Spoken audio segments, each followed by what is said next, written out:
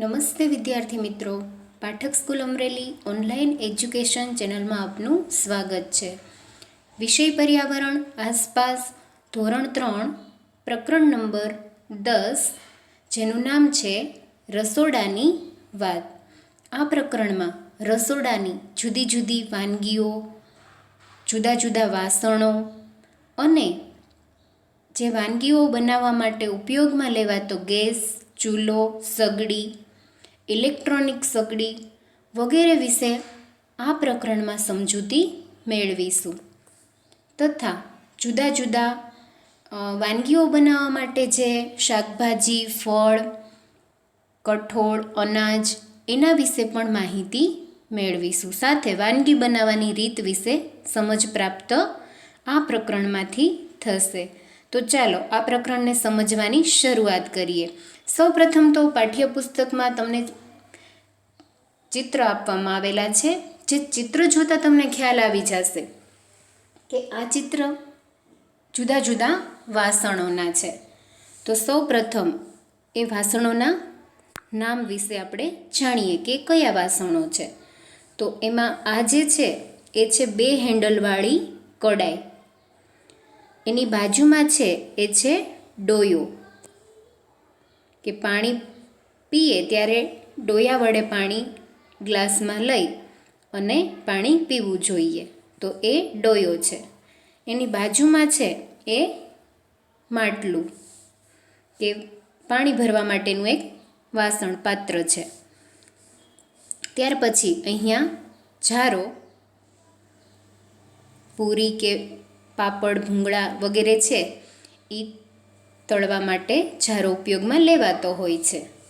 અહીંયા છે એ લોઢી છે કે જેમાં રોટલી, ભાખરી વગેરે, પરોઠા એ બનાવવામાં આવતું હોય છે. અહીંયા તવેથાનું ચિત્ર છે અને એની નીચે કુકર. તો આ રીતના કેટલાક વાસણો અહીંયા આપેલા છે. એક હેન્ડલવાળી કડાઈ પણ આપવામાં આવેલી છે. તો ધ્યાનથી જુઓ, સૂચના પણ આપવામાં આવેલી છે કે ચિત્ર જુઓ, જ્યાં ટપકા દેખાય છે ત્યાં રંગ પૂરો. અહીંયા ચિત્રમાં જ્યાં જ્યાં તમને ટપકા જોવા મળે છે ત્યાં તમારે તમારા મનપસંદ રંગ પૂરવાના છે અને આ ચિત્રને રંગબેરંગી બનાવવાનું છે. જે વાસણો દેખાય છે તેના નામ લખો.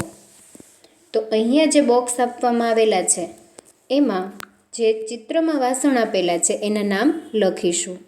તો તેમાં કડાઈ,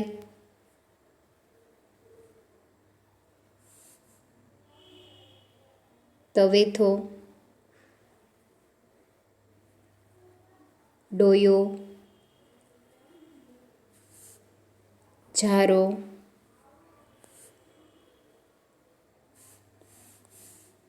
કુકર,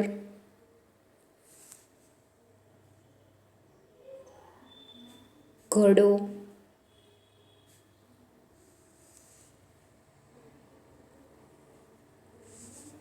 બીજી જે કડાઈ આપેલી છે હેન્ડલવાળી, તમે આખું નામ પણ લખી શકો છો નાના અક્ષરમાં.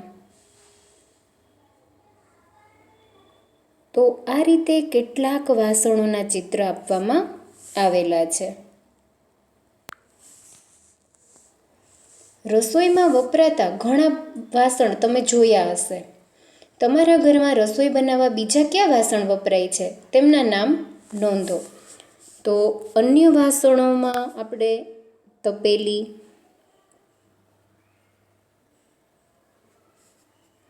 પાટલી,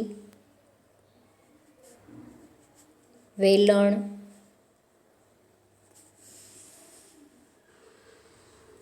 ચમચા, ચમચી, ચીપિયો વગેરે વાસણો વાપરતા હોઈએ છીએ. ત્યાર પછીનો જે પ્રશ્ન છે એ છે વાસણો શાના બનેલા છે. તો વાસણો સ્ટીલ, પિત્તળ, એલ્યુમિનિયમ,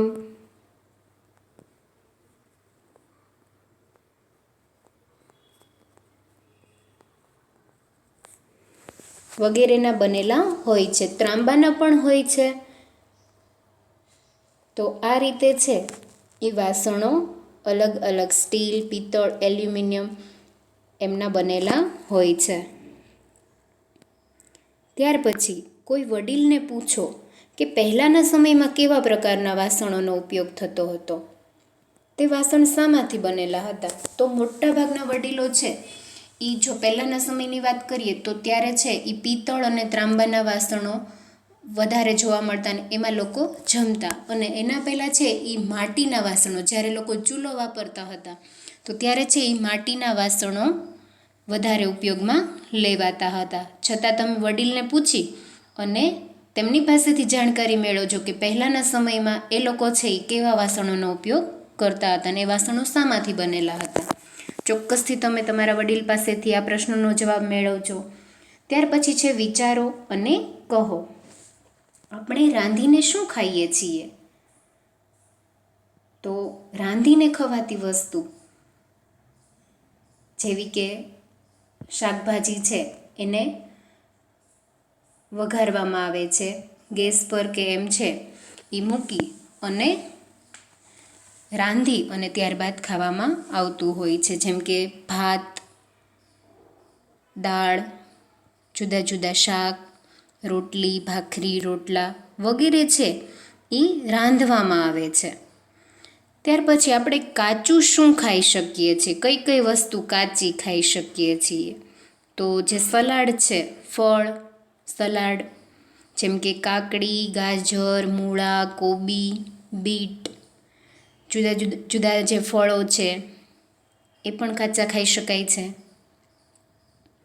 ત્યાર પછી છે આપણે કાચું અને રાંધીને શું ખાઈ શકીએ, એટલે કે બંને રીતે ખવાતું એવું. તો એમાં એક ઉદાહરણ તો કોબી છે એ સલાડમાં આપણે લઈએ તો કાચી પણ ખાઈ શકાય અને કોબી સાથે અન્ય શાક મિક્સ કરી અને એનું શાક પણ બની શકે, કોબીનું પણ શાક બનાવી શકાય છે. તો આ રીતે છે એ ઘણી એવી વસ્તુઓ છે કે જે કાચી પણ ખાઈ શકાય અને રાંધીને પણ ખાઈ શકાય છે. ત્યાર પછી અહીંયા તમને કોષ્ટક આપવામાં આવેલું છે જેમાં કાચી ખાઈ શકાય તેવી વસ્તુઓ, રાંધીને ખાઈ શકાય તેવી વસ્તુઓ અને કાચી અને રાંધીને ખાઈ શકાય તેવી વસ્તુઓના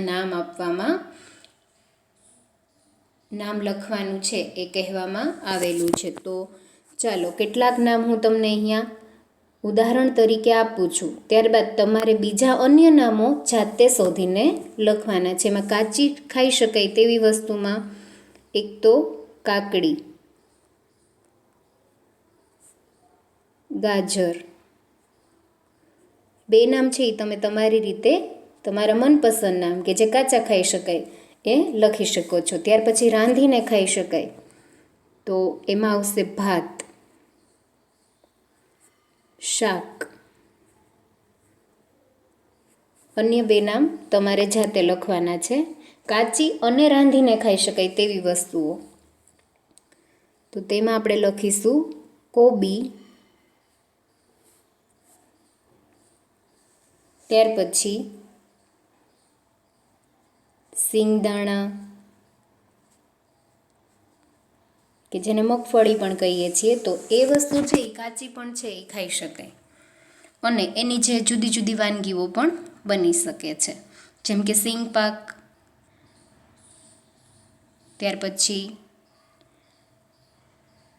ગોળમાં કે ખાંડમાં પણ છે એ બનાવી શકાતો હોય છે.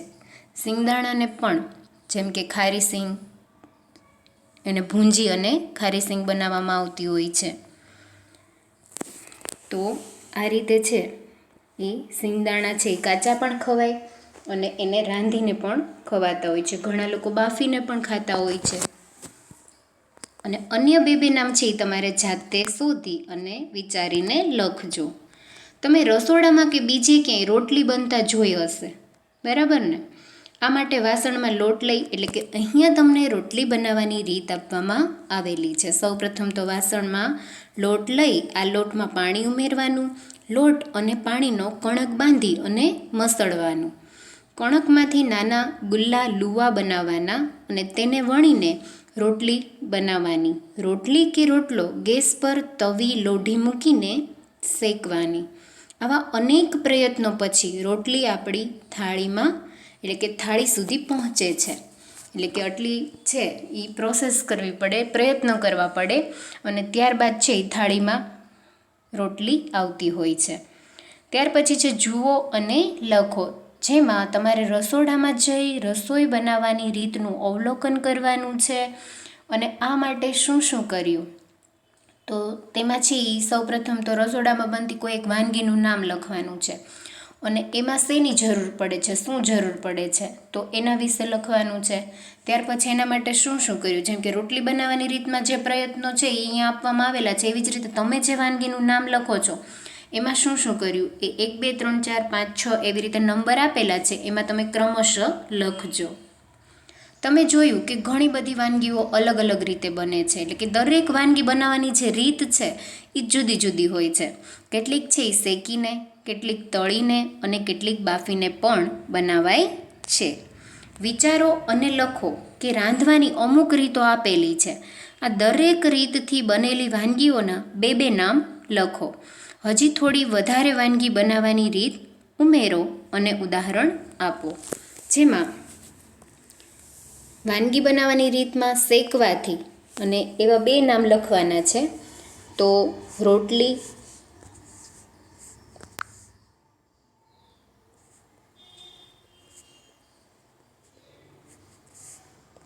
ભાખરી. ત્યાર પછી બાફવાથી તો તેમાં લખીશું ઢોકળા. કઠોળને પણ બાફીને ખાઈ શકાય છે, એટલે અહીંયા લખીશું કઠોળ. તમે ઈડલી પણ લખી શકો છો. ત્યાર પછી તળવાથી તો તેમાં લખીશું પૂરી.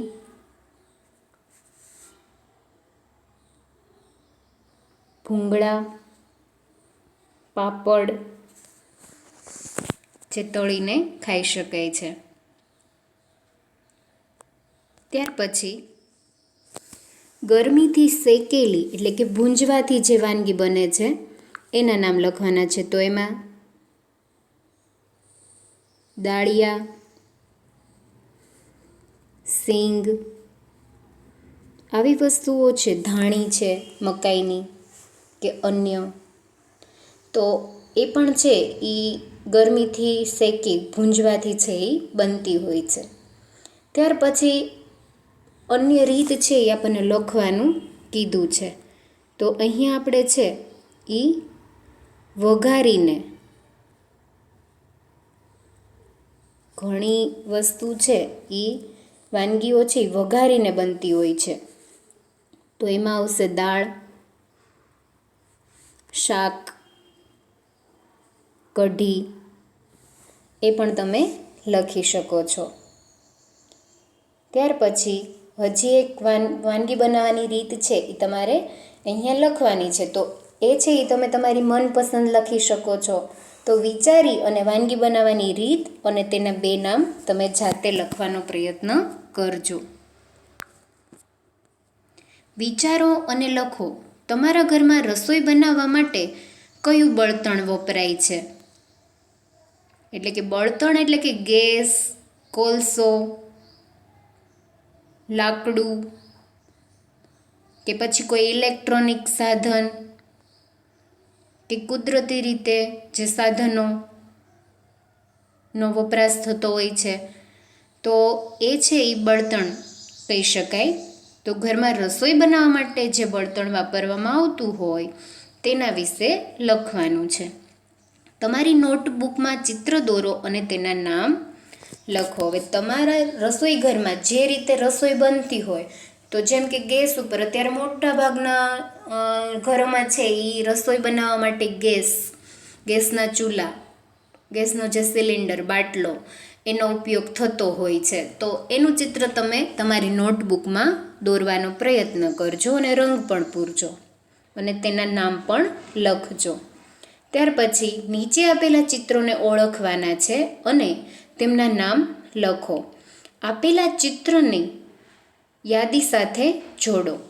એક કરતાં વધારે વસ્તુઓ પણ સાથે જોડાઈ શકે છે. અહીંયા તમને આપવામાં આવેલ કેટલાક ચિત્ર કે જે જોડકા દ્વારા આપણે જોડીશું, જેમાં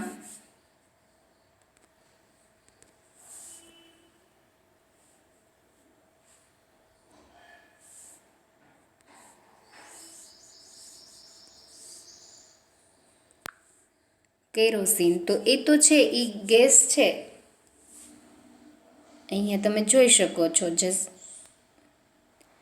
ગેસ છે એની સાથે જોડવામાં આવેલો છે, જેને પ્રાઇમસ કહેવાય છે. ગેસ નહીં પરંતુ પ્રાઇમસ કહે છે, કે જેમ નીચે તમે જે ટાંકી જોઈ શકો છો જેમાં કેરોસીન ભરવામાં આવે છે અને તે પ્રાઇમસ કેરોસીનથી ચાલતો હોય છે. ત્યાર પછી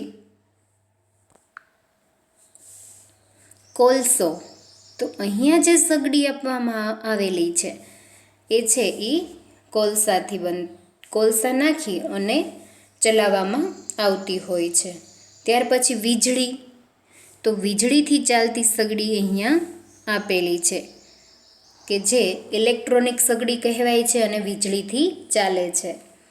ત્યાર પછી ગેસ, તો અહીંયા તમે ચૂલા અને ગેસનો સિલિન્ડર જોઈ શકો છો કે જે ગેસથી ચાલે છે. ત્યાર પછી લાકડા, તો સૌપ્રથમ જે ચૂલો આપવામાં આવેલો છે એ લાકડાથી ચાલે છે. સૂર્યપ્રકાશ, એટલે અહીંયા સૂર્ય કુકરનું ચિત્ર આપેલું છે કે જે સૂર્યપ્રકાશ દ્વારા છે એ ચાલે છે અને તેમાં સૂર્યપ્રકાશ દ્વારા રસોઈ બનતી હોય છે. ત્યાર પછી છે છાણા, તો અહીંયા તમે આ જે છાણા આપવામાં આવેલા છે એ તમે અહીંયા છે એ એક કરતાં વધારેમાં પણ લખી શકો. તો તેમાં આપણે છે એ આ અહીંયા પણ એટલે કે કોલસાની જગ્યાએ પણ છાણા ઉપયોગ થતો હોય છે અને છાણાનો ઉપયોગ આ જે ચૂલો છે એમાં પણ કરવામાં આવતો હોય છે. તો બંને સાથે આપણે જોડી શકીશું. તો આ રીતે તમે જોડકા જોડજો. મગને આખી રાત, વાંચો અને કરોમાં મગને છે એ આખી રાત પાણીમાં પલાળી રાખવાના છે. સવારે પલાળેલા મગને ભીના કપડામાં વીંટાળી અને ઢાંકી દો. એક દિવસ પછી શું તમને કોઈ ફેરફાર દેખાય છે? તૈયાર થયેલ મગમાં ડુંગળી, ટામેટાં, મીઠું અને લીંબુનો રસ ઉમેરો અને ભેળવો. તમારા મિત્ર સાથે મગની મજા માણો.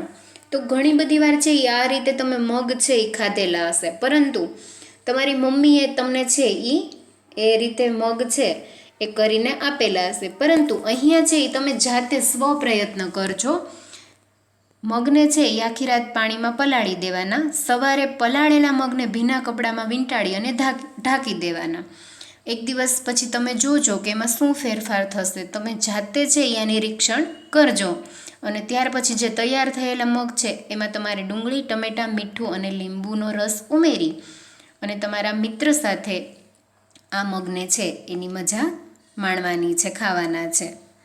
ખૂબ જ ટેસ્ટી મગ છે એ લાગશે. તો ચોક્કસથી તમે આ રીતની વાનગી બનાવવાનો પ્રયત્ન કરજો.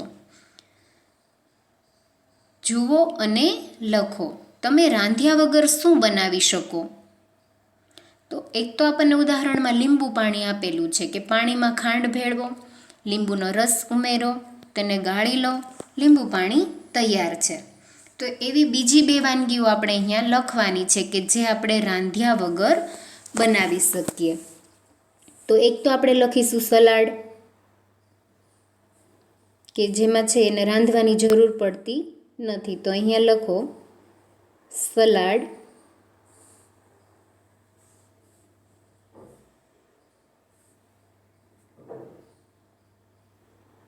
કોબી, કાકડી, ગાજર સ્વચ્છ પાણીથી ધુઓ. હવે છે એ તમે તમારી રીતે છે એ સલાડમાં તમને ભાવતા શાકભાજી લઈ શકો છો. તેને સ્વચ્છ પાણીથી ધોઈ નાખો. અહીંયા તમે નાના અક્ષરમાં એ લખજો. ત્યાર પછી તેને છરી વડે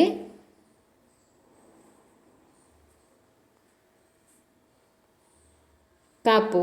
તમે તમારી રીતનો શેપ આકાર છે એ આપી શકો છો. ગોળ પતિકા કરી શકો છો, ખમણી શકો છો, નાના નાના ટુકડામાં પણ તમે છે એ કટ કરી શકો છો.